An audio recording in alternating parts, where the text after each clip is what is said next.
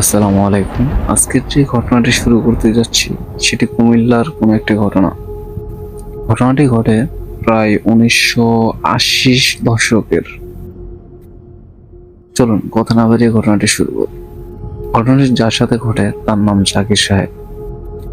জাকির সাহেব যখন ছোট ছিলেন, প্রায় 16 থেকে 17 বছর, তখন তিনি প্রত্যন্ত গ্রামেরই একজন সন্তান। পরিবারের বড় সন্তান এবং ছেলে সন্তান, প্রথম ছেলে হয়। বেশ আদরের সন্তান ছিলেন তিনি। 4 বোনের পর এক সন্তান। পরিবার মাঝে জাকির সাহেবের জীবনে বেশ সুখী ছিল।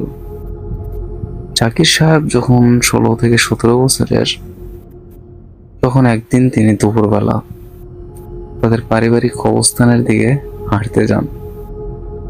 বলে রাখা ভালো, কবরস্থানের শুরুতেই দুটো বড় আম গাছ ছিল। দিনটাও ছিল বৈশাখ মাস। আম কুড়ানোর লোভে সম্ভবত জাকির সাহেব ওইখানে গিয়েছিলেন। তার মেজ বোন তৎক্ষণাৎ নতুন বিয়ে হয়েছিল। বাপের বাড়িতে বেড়াতে এসে তিনি গোসল করতে পুকুর ঘাটে গিয়েছিলেন, মানে ওইখানে বসেছিলেন আর কি। আর জাকির সাহেবও ওই পুকুর পাড় ধরেই কবরস্থানের দিকে গিয়েছিলেন আম কুড়াতে। সেখানে যাওয়ার পর জাকির সাহেব দেখলেন যে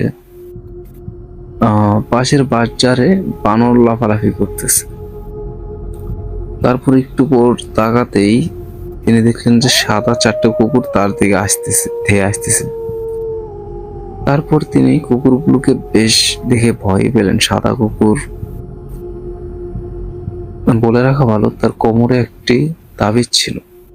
কুকুরগুলো এসে প্রথমে তাকে কোনো আঘাত করলো না। প্রথমে আস্তে আস্তে তার দিকে রুখে, মানে ভয় দেখাচ্ছিল। আর একটা পর্যায়ে হলো কি, একটা কুকুর তৎক্ষণাৎ তার কোমরের থাকা তাবিজটিকে ছিঁড়ে ফেলার সঙ্গে সঙ্গেই জাকির সাহেবকে একদম তুলে ফিকে ছুঁড়ে মারলো মাছ পুকুর। ভাগ্য ভালো হয় তখন তার মেজ বোন ওই যে ঘাটে বসে গোসল করার প্রস্তুতি নিচ্ছিল, তখন তিনি দেখতে পান। তিনি ঘটনাটি বুঝতে পেরে তৎক্ষণাৎ তার পরিবারের লোকজনকে ডাকেন। তারপর জাকির সাহেবকে সেখান থেকে উদ্ধার করা হয়। জাকির সাহেব সেন্সলেস অবস্থায় ছিলেন। ঘটনা ঘটে তারপরে সন্ধ্যার দিকে প্রচন্ড জ্বর আসে তার। এক পর্যায়ে জ্বরের উল্টো পাল্টো বকতে থাকে। বেগতি পেয়ে, তখন তো চিকিৎসা এতটা ভালো ছিল না সেকালে, তখন কবিরাজের পরামর্শ নেয়। কবিরাজও ছিল বেশ নাম করা একজন। তারপর কবিরাজকে বাসায় আনা হয়, এনে চিকিৎসা দেওয়া হয়। কবিরাজ তাকে দেখেই বুঝতে পারেন যে ব্যাপারটি বেশ জটিল। তারপর তিনি চিকিৎসা দেন। বলে রাখা ভালো যে প্রথম যেদিন তাবিজটি দিয়েছেন সেটি কিভাবে যেন হারিয়ে যায়। দ্বিতীয় দিন সেমই অবস্থা, আবারও তো কবিরাজ তাবিজ দেয়, তবে তাবিজ কোন রকম তার গায়ে দেওয়া যায় না, মানে আনা মাত্রই একটু রাখার পরে গায়েব হয়ে যাচ্ছে। সুবিধা ব্যাগতি দেখে কবিরাজ একদিন তাদের বাসায় আসলো। আসার পর কবিরাজ নিজেই সে জাকির সাহেবের হাতে তাবিজটি বেঁধে দেয়। আল্লাহর রহমতে জাকির সাহেব তখন কোনো রকমে ঠিক হয়ে যায়। এবং কবিরাজ জানায় যে ঘটনাটি কি ছিল। যখন জাকির সাহেব দুপুরবেলা আম কুড়াতে যায়, এমনিতেই দুপুরবেলা ঘোরাঘুরি করা ঠিক না, তবে সেখানে যাওয়াতেই জিনেরা খুব বিরক্ত হয়ে যায়। তখন তারা বিভিন্ন আকৃতি নিয়ে ঘোরাফেরা করছিল। জাকির সাহেবকে দেখে তারা খুব ক্ষিপ্ত হয়ে যায়।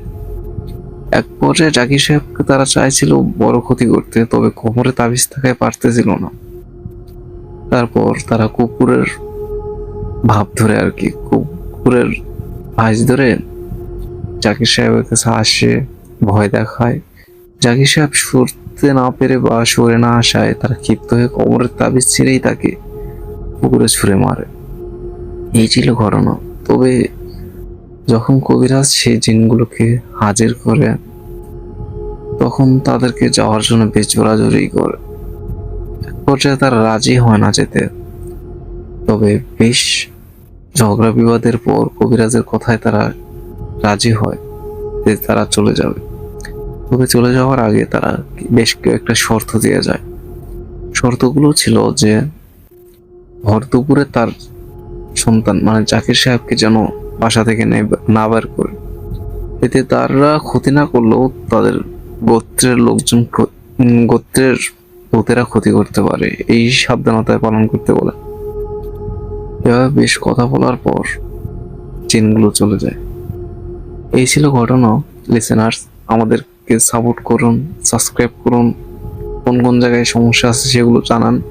আপনাদের সাহায্য, সহযোগিতা এবং আগ্রহতাই আমাদেরকে আরো আগ্রহ জন্মাবে কাজ করাতে। তাই আমাদেরকে জানান যে আমাদের কি করা উচিত, কেমনটা করা উচিত। ধন্যবাদ সবাইকে।